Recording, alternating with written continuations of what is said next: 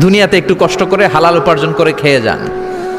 আল কানাআতু মিনাল ইসলাম, অল্পে খেয়ে তুষ্ট থাকার, আল্লাহ শুকরিয়া করা, এটার নামই ইসলাম।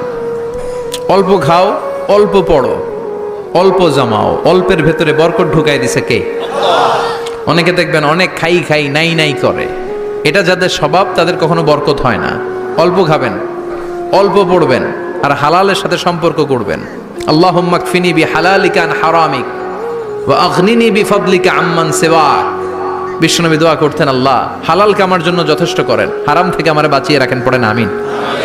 হালাল অল্প হলেও হালালে বরকত আছে না নাই? হারাম বেশি হলেও এটাতে কোনো বরকত নাই, ঠিক কিনা? বলেন তো, গরু খাওয়া হালাল না হারাম?